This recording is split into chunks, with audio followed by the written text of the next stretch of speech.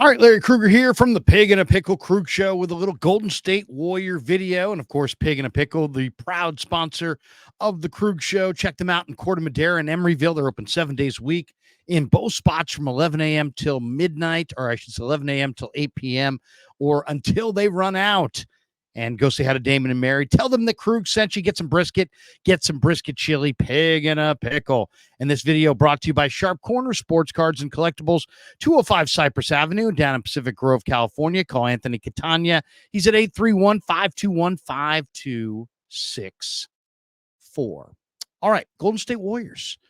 It's been an interesting offseason thus far. Let's talk a little bit about what the Warriors have gotten done thus far.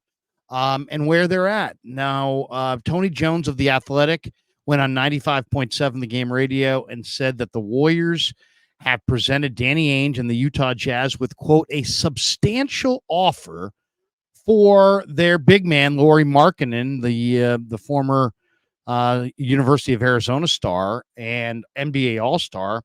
I don't know that the Jazz are shopping him, but he's highly coveted. And so they're listening to offers. And the talk is they want a Mikal Bridges type deal in return. The Knicks gave up 5 number 1 draft choices, a bunch of pick swaps as well. So according to this report, it's a substantial offer for Lauri Markkanen. Now, there's been other reports that said that Jonathan Kuminga is not part of this deal. And that obviously is a major moment for the Warriors. Do they really want to move off of Kuminga? And I don't think they want to. Now, Sacramento has just acquired DeMar DeRozan in a trade from the Bulls, and there's a lot of talk that the Kings, after that trade, are no longer in on Markkanen. There's also a lot of talk that the Spurs are no longer in on Lauri Markkanen. So it could really be down to the Warriors or the Pelicans, or possibly Markkanen signing a long-term deal to stay in Utah. And there's some talk that he likes Utah and that he likes the weather there and that he may sign long-term to stay there. But it sounds like the Pelicans, the Warriors, or staying in Utah are what are the choices on the plate for Lauri Markkanen. Markkanen was a 2023 NBA All-Star. In 55 games with the Jazz last year, he averaged 23 points a game, 8.2 rebounds a game, 2 assists per game, shot 48% from the field, and basically 40% from three, 39.9% on three. So, interestingly enough, the Warriors and the Kings have both been linked at different times to Brandon Ingram in that trade market. So the talk is maybe the Warriors could either get Markkanen. If they can't get Markkanen, maybe they can get in the deal flow and work a 3-way deal where they get Brandon Ingram out of New Orleans. I think they would much prefer to have Markkanen, but Ingram would be a nice consolation prize. So, and this is a absolute essential move for Golden State from the standpoint of they're not a title contender. They're trying desperately to get to title contender status. But right now, they're currently not a title contender. Now, what have they done thus far? They lost Klay Thompson to Dallas, signed there for, I think, 3 years, $50 million. They lost Chris Paul to San Antonio. He left for San Antonio to go play with Wemby. The Warriors did add Slow-Mo. Kyle Anderson, the 10-year vet, signs a 3-year deal for $27 million. So he'll come in and play off the bench for Steve Kerr. They also made a 6-team sign-in trade, first 6-team sign-in trade in NBA history, by the way, and acquire Buddy Hield. And we'll talk a little bit about Buddy Hield. I really like that addition. And then the Warriors also gave the mid-level, a big part of their mid-level, to DeAnthony Melton from the 76ers. 1 year, $12.8 million. And so they lose Klay, they lose Chris Paul, but they add DeAnthony Melton, they add Slow-Mo, Kyle Anderson, and they add Buddy Hield. Now, the draft, of course, netted them a couple players as well. Golden State got Quentin Post out of Boston College. Post is a perimeter shooting big man who averaged 17 points and 8 rebounds. And they also got Lindy Waters III, who is also considered to be a really, really good shooter, kind of a combo guard shooter.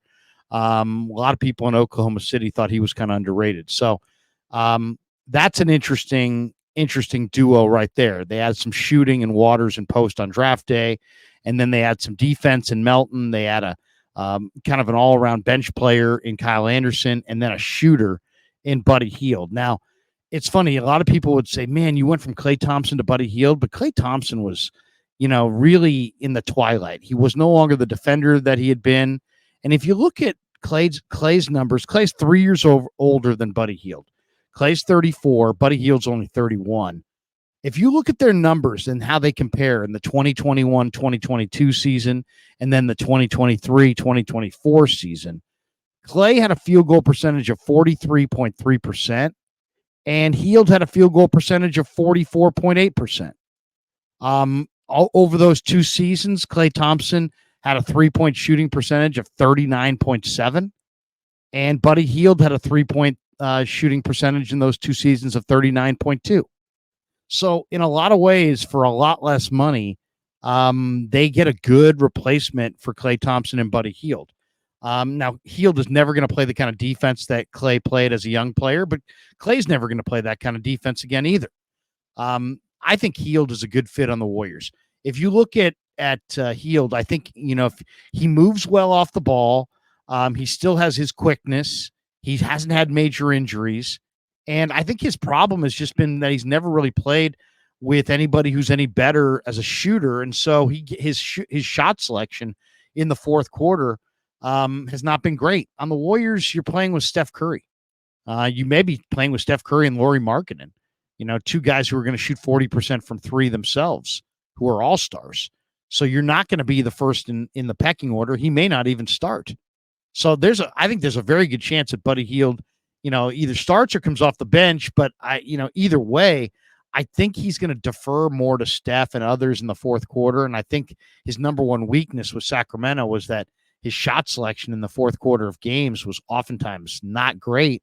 On this team, I don't think that's a problem. I think you're not going to take shots away from Steph Curry.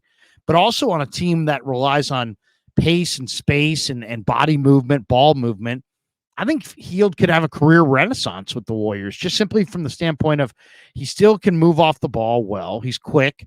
He can get himself open and knock down shots at a 40% clip from beyond the arc. When you look at what was out there and what they missed when Klay Thompson left and what they're gaining in Hield, I think at this point, Klay Thompson in 2024 and Buddy Hield are very, very comparable players. That wasn't the case a few years back when Klay was an all-star and Buddy was, just a scorer for Sacramento. But I think it's true now.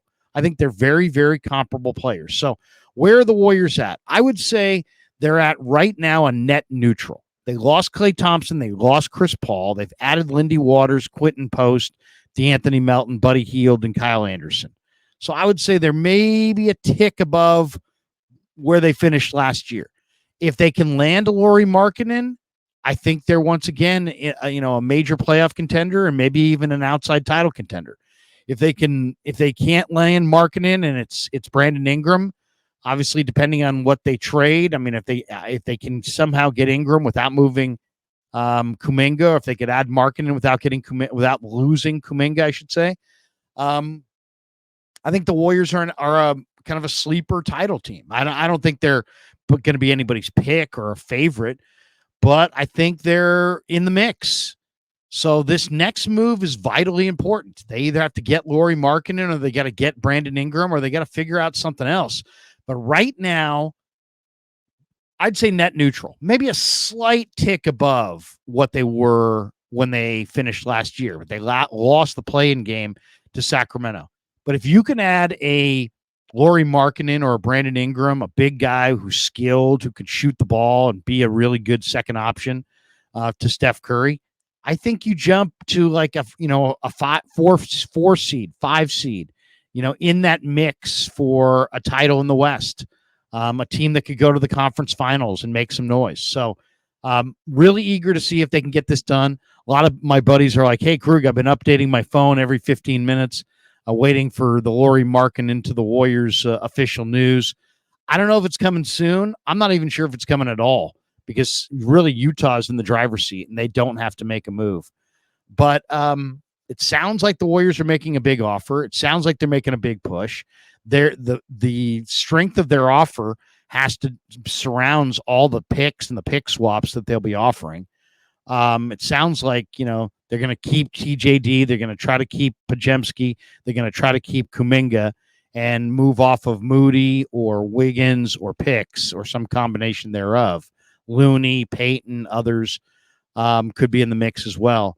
But that's where Golden State's at. They're maybe a tick better than the net neutral from where last season ended.